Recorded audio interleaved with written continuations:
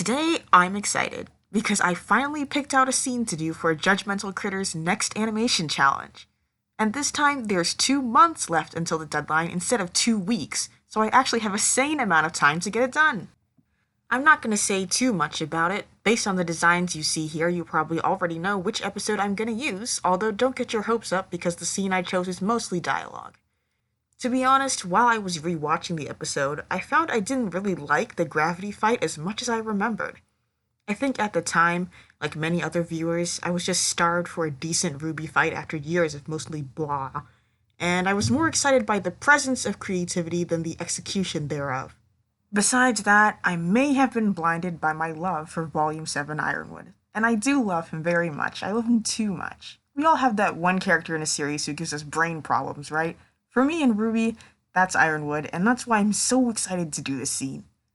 And while I'm on the subject, I'd like to take some time out to discuss the making of my first animation challenge submission, the most viewed video on this channel by a very large margin. You heard me right earlier, I did it in roughly 2 weeks, and to be honest, I think it shows. Oh yes, it shows. I don't want to make this one of those things where I go on and on about how awful my work is. I don't like when other artists do that, and all things considered, I think it was an okay job. I wouldn't have submitted it if I thought it was bad. But I'm just as harsh a critic of my own work as I am of everyone else's, and I know I could have done better, especially if I'd given myself more time. Although I started with 2 weeks to go, most of the work was done in the final 48 hours. Let's just say my pacing was off and leave it at that. Anyway, during that weekend of doom, I tried to focus on doing what I do best and making the characters' facial expressions carry the scene, rather than just having the camera roam around without really showing anything of interest. Does Salem have it? Does Salem have it? I also spent a surprising amount of time editing the audio, shortening some pauses in the conversation and lengthening others.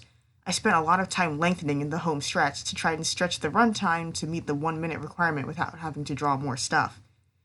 I also added sound effects for ice cubes clinking, since my version of Crow was actually holding the glass, and I made a sound effect for Raven's little transformation thing by using audio of rustling leaves.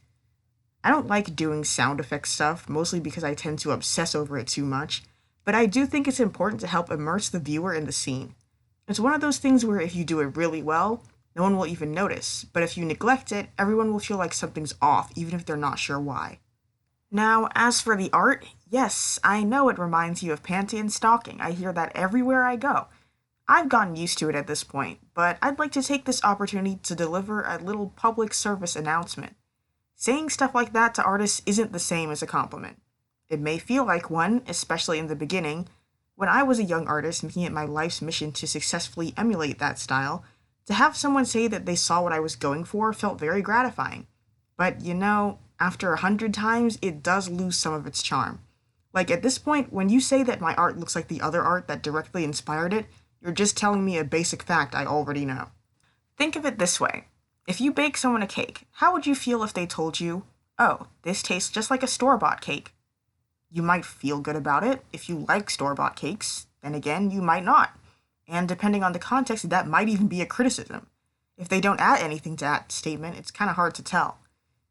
Wouldn't it be a lot better if they just said something like, this cake tastes delicious, or I like this cake, or you're really good at baking cakes?